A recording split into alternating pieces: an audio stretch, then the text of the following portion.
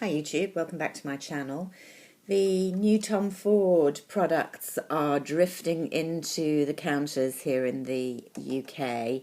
I went along to Selfridges yesterday and some of the testers for the new eyeshadow quads were out. Even though they weren't really promoting them, they weren't on their kind of main, easily viewable stands. You actually had to go round kind of into the little area where they do makeovers to even see the testers. And they didn't have testers for the new eye creams at all. When I started showing a lot of interest in the quads, the very helpful sales assistant told me that they did actually have the eye creams in, but they weren't putting them out and they weren't selling them because they didn't have any testers yet. And she very kindly showed me some, and because I was prepared to buy without testing, I got the creams that I wanted. So they were fairly hazy about when the testers will be in. Not until next week, certainly. So if you are in London and going in over the weekend and are interested in these new eye products, it pays to ask, and they will bring them out for you, and they might even be prepared to sell them to you. Strange way of doing business, isn't it, Tom Ford? But there we go. Anyway, I was pretty clear that I wanted to buy quite a few of these items, so I was very happy to get my hands on some. Now, I'm not sure I'll have time to show both the creams and the quads and talk about them in this video, so I may do a continuation because I don't like to put up more than about 12 minutes at a time. So let's start with the quads, and bear in mind that this is first impressions. I just bought them yesterday.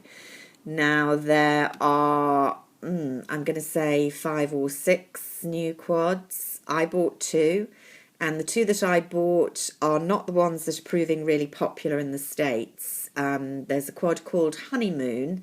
Let's talk about that first, which I know is sold out in the pre-sales in a lot of places in the States.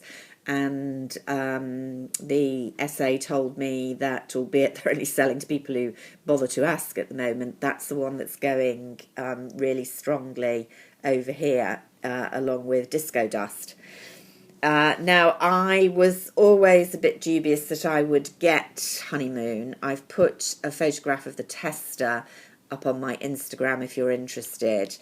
As soon as I'd seen the promo photos for it, I thought it looked very much like this quad, which I already have, which is, I always want to call it, burnished amber. I sometimes want to call it amber lights, like the MAC eyeshadow. Now, it's not the same. I'll put a comparison photo up on Instagram. I'm afraid my editing's not clever enough to do that here. This one's got the 2... Well, the first thing to say about the Honeymoon palette is, unlike this palette, which is a discontinued palette, so you can't now buy it, but you may have it if you're an historical collector. This one is the standard formula. The Honeymoon is the wet and dry formula, much like Nude Dip for those who participated in that frenzy. And so that's a definite plus for Honeymoon. And it definitely doesn't have both very red colours that are here in the burnished amber. So it is immediately, I think, a much more wearable palette. However, I do think it's in the same shade range. It has a kind of pale goldy cream and a darker, very, very warm copper cream, the kind of 2 upper shadows. And then the most beautiful, it's nearer this colour of the 2, down in this corner, but very multifaceted and more pink than red. So again, a little bit more wearable than these 2 over a variety of skin tones. And then it has a dark, I would say, eggplant aubergine brown in this corner. From memory, I think it's almost similar, if anyone had enchanted the original Wet Dry formula palette, which remains my all-time favourite. I think it's a redoing of that. So I just felt the overall impression of that palette was very similar to this, and plus it had that dark brown, which I already have, so it wasn't one for me. I can see why it's so popular, and definitely worth a look. The other one that was very popular, I was told, was Disco Dust. I thought it was a much more kind of generic Tom Ford with a peach, a cream, a dark brown and a gold glitter. That if you had some of the old established favourites like Golden Mink in particular, I'm trying to think what's the other one, Coco Mirage, you wouldn't need this one as well. But again, for new collectors of Tom Ford, a very usable day-to-day palette. So I can see why it's popular, but it didn't appeal to me. Now, I had seen from the promo pictures one that I thought I immediately was going to be interested in, and it's this one, Last Dance. So there we have it. I was very attracted to that blue glitter, not the most wearable of shades, but I thought it was very like the blue powder eyeshadow that was sold with the cream spring sludgy coloured shadow last year, and I was very tempted because of the blue glitter, but I knew the sludgy cream was not good for me because I'd had the original release of that, so I didn't get it. These shades, I think, quite similar to Sahara Haze for those who've got it, but a nice collection. I think it's a bit more muted in real life than it looked in the promo photos, but let's swatch.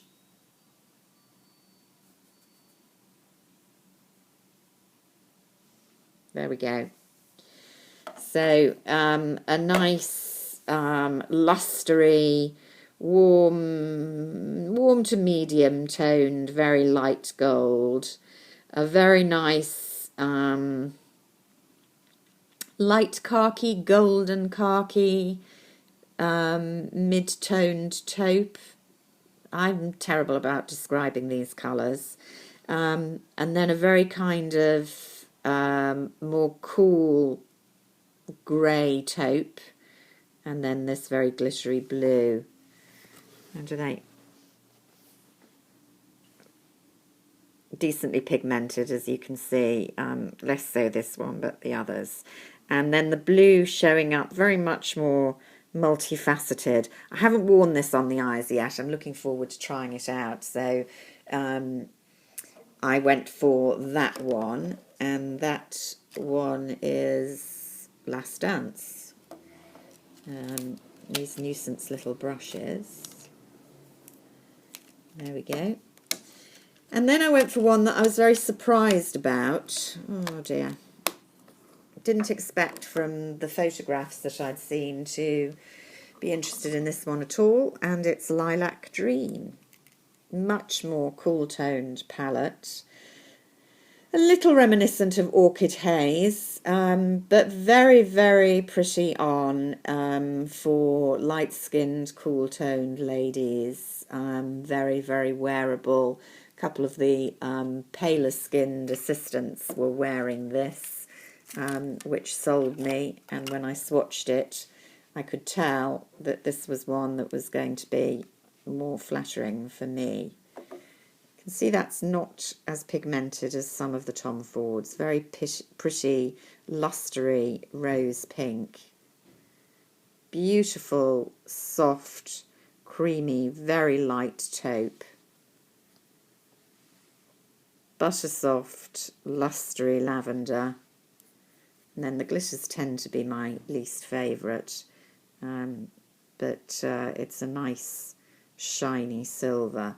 So a lot more gentle in the pigmentation and cool range. That's not showing brilliantly, actually. Let's give it another go there. I like this. Look at that. That is a gorgeous, gorgeous multifaceted taupe there. The pink one is not very pigmented. I will say that I have worn this once. I used it with my Dior, I'm trying to remember the name of it, Heliotrope, I can't remember, the dual-ended shadow pencil that I showed in a recent video.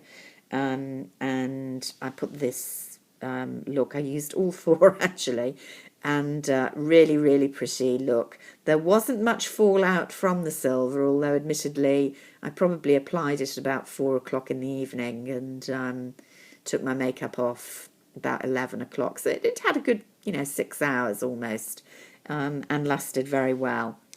So it's not the most exciting of the palettes, but I think very, very flattering and wearable for Tom Ford fans, particularly in the cooler, lighter skin tones. There is a blue palette, something Night, if I remember. I'll put the name down in the description box below. Warning you there, that looked a lot more vibrant in the promo photos than it does in real life. It reminded me a lot of Titanium Smoke, very much a blue-based smoky eye look, which definitely wasn't for me. So how many does that make? I think that's 5 new palettes. I hope I haven't forgotten one or perhaps wasn't shown one.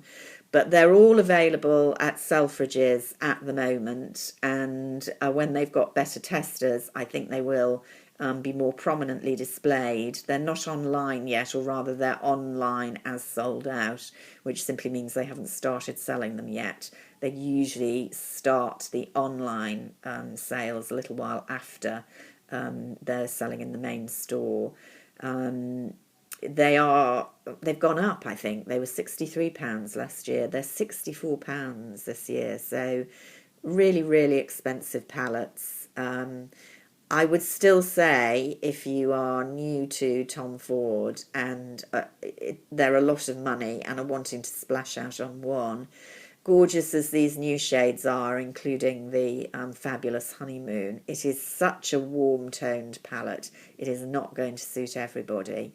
I still think that if you just want one palette to start with, your best choices are between the very basic but absolutely fabulously formulated Cocoa Mirage, which you could literally wear every day of your life and get a lot of use from, and probably I would veer to this one, Nude Dip, wet and dry, and just, so unlike anything else that's out there.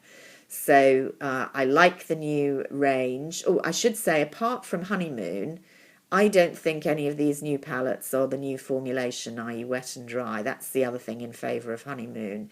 The sales assistants, I have to say, didn't really seem to know, but from just looking at the palettes, you can see there's a very obvious difference between the consistencies of the shadow in Honeymoon and the other palettes. So that's also something to bear in mind. Apart from Honeymoon, all the new releases, as far as I can see, are the standard formula. Not that there's anything wrong with that. I very, very rarely use the wet and dry ones wet. I always use them dry anyway, but their consistency is different and very nice. So that's what I'm going to say about the palettes. Come back for the eye creams. Until then, see you later. Bye for now.